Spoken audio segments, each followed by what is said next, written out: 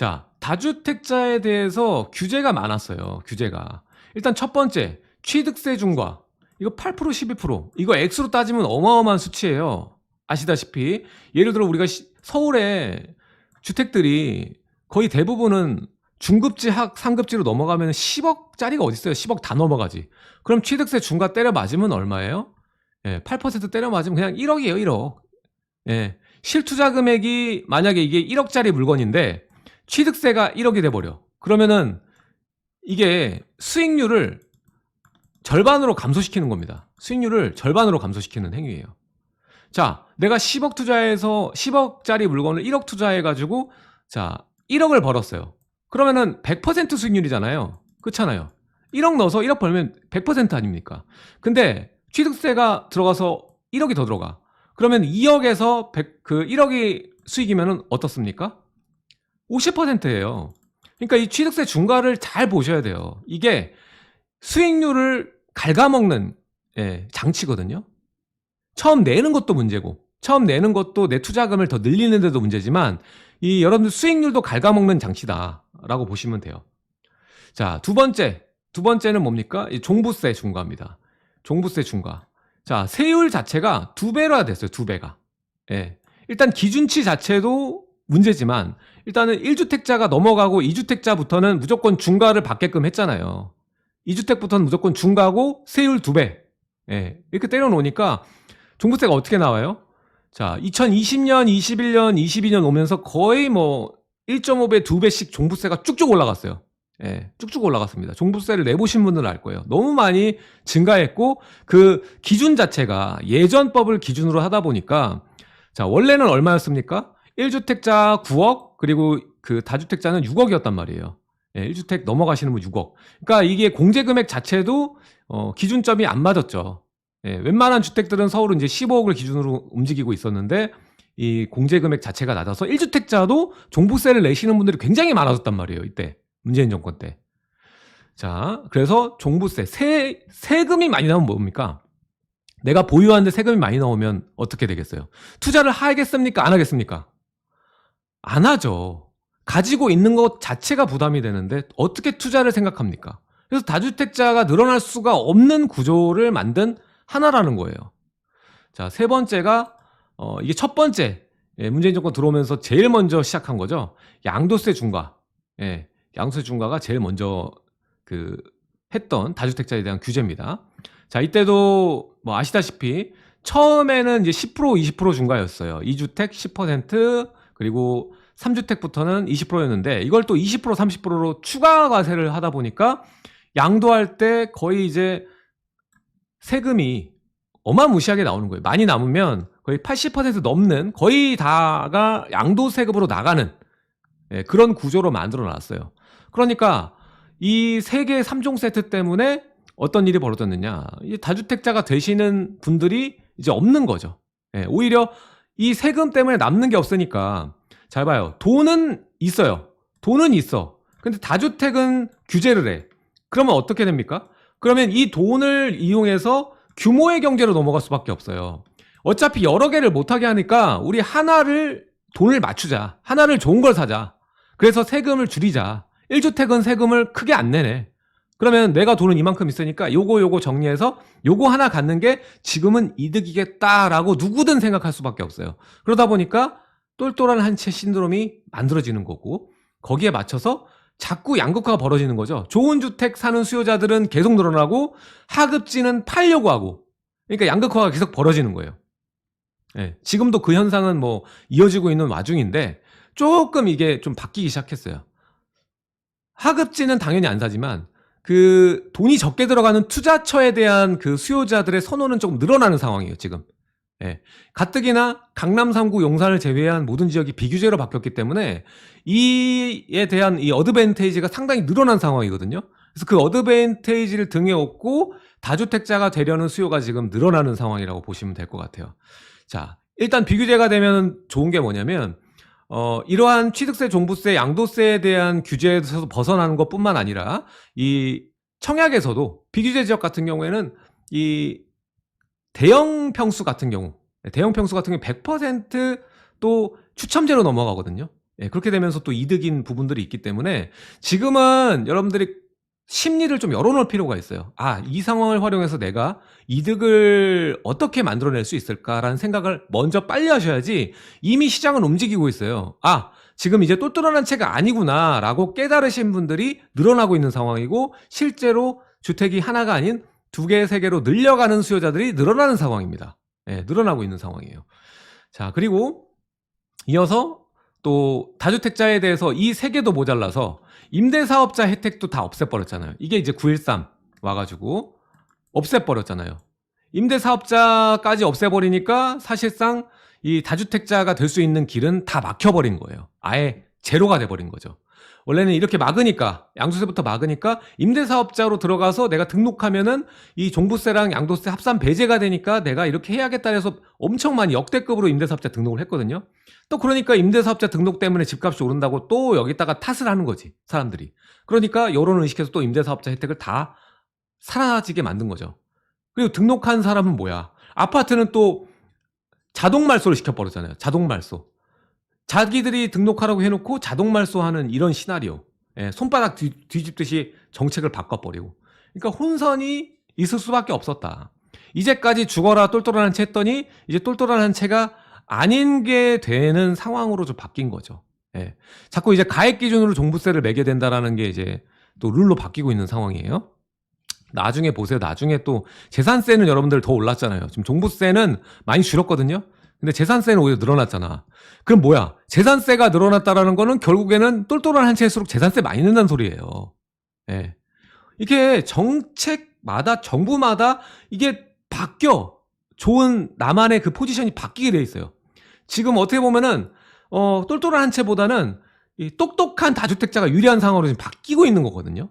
예. 어차피 일반 가세요. 어차피. 그리고 똘똘한 한 채 좋은 건 뭐야? 결국 10년 이상 보유하고 본인이 거주해야 돼요.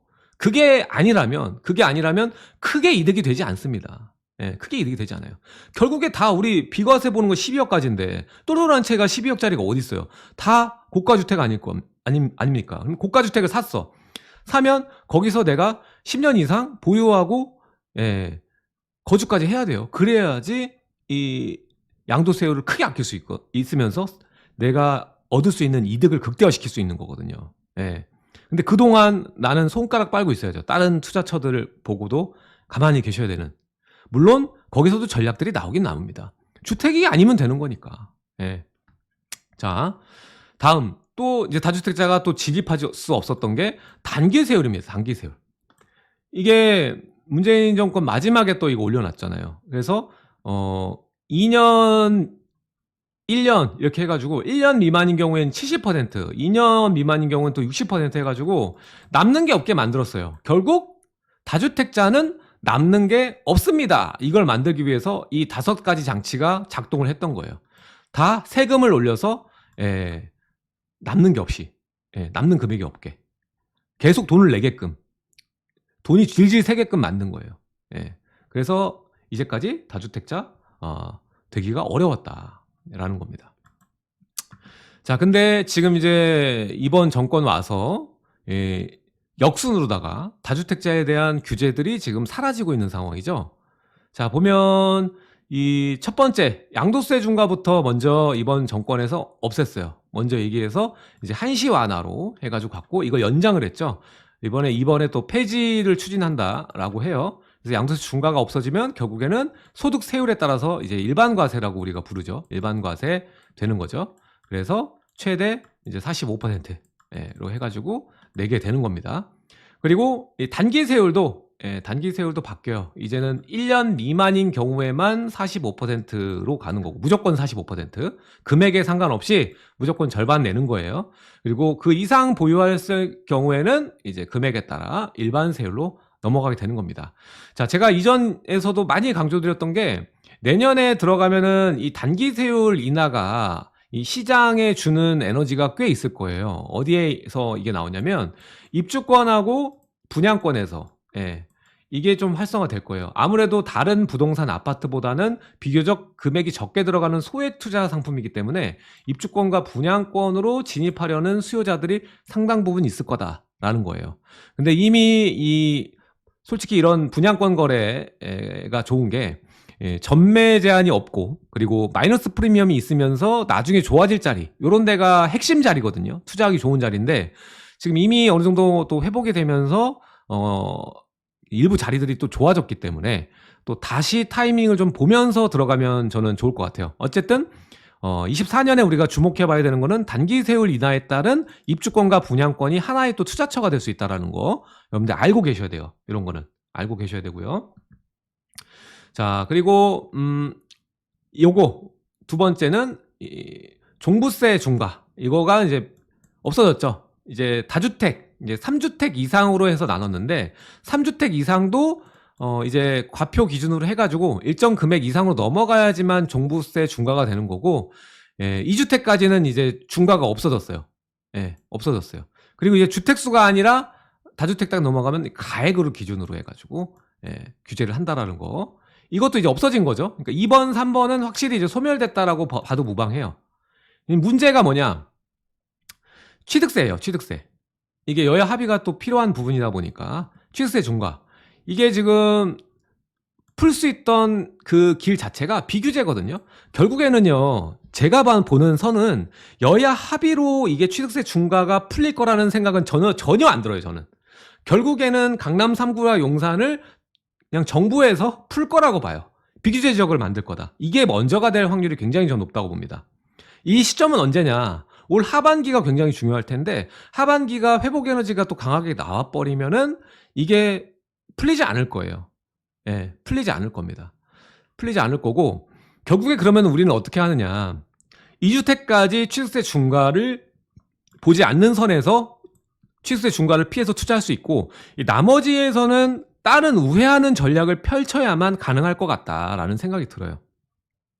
결국에 우리가 기다리는 건 이거 아닙니까? 취득세 중과가 아예 없어져서 이 8%, 12%가 없어졌으면 좋겠다라는 생각을 하실 텐데 그래야 자유롭게 이 주택에 투자할 수 있으니까. 근데 이게 단기간에 해결될 가능성은 거의 저는 제로라고 보는 거예요. 제로라고 보고 나중에 이제 주택에 대한 수요가 완전히 없어서 이거 활성화해야 되는 상황이 와야만 이 취득세 중과가 풀리지 지금 우리가 논할 단계는 아니다. 그래서 우리는 이 취득세 중과에서 더 기대할 수 있는 거는 결국 강남 3구와 용산이 비규제 되는 것과 그리고 나머지 지역들에 대해서 두 개는 우리가 할 수 있으니까 두 개 하고 나머지의 취득세 중과를 피해서 우리가 할 수 있는 전략이 뭐가 있을까? 요걸 연구하는 게 더 나은 상책이다. 지금 시점에는. 그렇게 보여집니다. 그렇지만 결국에는 정부에서는 폐지를 추진하긴 할 거예요. 이게 계속 얘기가 나올 겁니다. 이게 계속 얘기는 나왔기 때문에 우리가 좀 지켜봐야 되는 상황인데 그냥 객관적으로 봤을 때 그럴 것 같다라는 생각이 드는 거예요. 그리고 네 번째 우리가 봐야 될 건 임대사업자죠. 지금 임대사업자 혜택이 전혀 없는데요. 전혀 없는데 지금 정부에서는 이걸 언급을 했어요. 그래서 임대사업자 주택에 대해서는 종부세 합산 배제 혜택을 다시 부활하는 것으로 이미 이 자료가 한번 나왔었기 때문에 추후에 만약에 종부세 임대사업자 혜택이 나온다면 이 종부세에 대한 혜택이 다시 부활하는 쪽으로 갈 거다라는 생각이 들어요. 그러면 여러분들이 임대사업자에 대한 그 등록으로 다시 혜택을 받으시면 되는 거거든요. 그러니까 그거를 잘 보시고 판단을 하시면 될 것 같습니다. 이건 소급 적용이 안 되니까 만약에 부활이 되면 얼렁하셔야 돼요. 소급 적용이 안 되는 거기 때문에. 그래서 지금 다주택자에 대한 규제는 소멸이 되었다 라고 보시면 됩니다. 그래서 지금 현재 상황에 제일 이득이 될 수 있는 건 뭐냐라고 보면은 무주택자의 경우에는 지금 두 개의 주택을 규제 없이 매입을 할 수 있는 거고요. 그리고 1주택자는 한 개의 주택을 추가로 중과의 페널티가 없이 보유하고 수익화할 수 있다라는 말과 같아요. 굳이 지금 상황에 똘똘한 한 채를 할 필요가 없다. 왜? 똘똘한 한 채는 지금 너무 비싸요. 여러분들 용산하고 강남이 많이 빠졌나요? 가격이 많이 빠졌어요? 많이 안 빠졌어요. 똘똘한 한 채가 유지되어 왔기 때문에 많이 안 빠졌습니다. 그 하락이 나오는 시점에서도 신축을 기준으로 입주장이 좀 많았던 단지들을 중심으로 지금 급락이 나왔고 나머지 단지들 같은 경우에 또 상급지 같은 경우에는 많이 안 빠졌어요. 특히 뭐 용산 같은 경우는 국제무지구에 호재도 있다 보니까 진짜 많이 안 빠졌고요. 그나마 강남이 조금 더 빠졌는데 그것도 회복을 다 해버렸어 벌써. 회복이 뭐 90% 정도 됐다고 보시면 돼요. 그래서 똘똘한 한 채 우리가 투자로 보면은 투자는 결국 우린 수익을 보려고 하는 행위인데 이미 비싼 거는 사실 갈아타기잖아요. 갈아타기. 예. 갈아타기를 할 거면은 모르겠는데 그게 아니라면은 투자적인 측면으로 투자적인 마인드로 보자면 지금 뭐 똘똘한 한 채로 가는 것은 솔직히 맞지 않다라는 거예요. 예. 그거보다는 예, 두 채를 가지고 예, 가는 전략이 더 오를 수 있다라고 좀 말씀을 드리고 싶어요. 자, 시장은 이미 그래서 지금 누가 봐도 저게 더 유리하니까 예, 2주택이 유리하니까 예, 이게 지금 제일 유리해요, 여러분들. 예.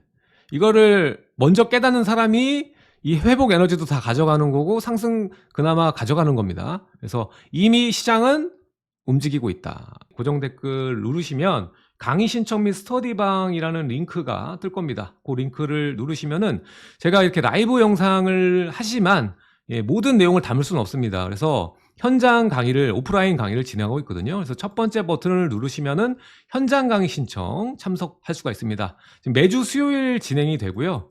예, 자세한 내용은 눌러보시면 알 겁니다. 그리고 제가 9월 달부터는 저희가 제가 직접 하진 않지만 토요 특강을 만들 거예요. 토요일 날. 예, 하도 토요일 날 만들어 달라 하시는 분이 많아서 토요 특강을 9월 달부터 시작할 거니까 좀 알고 계시면 좋겠습니다.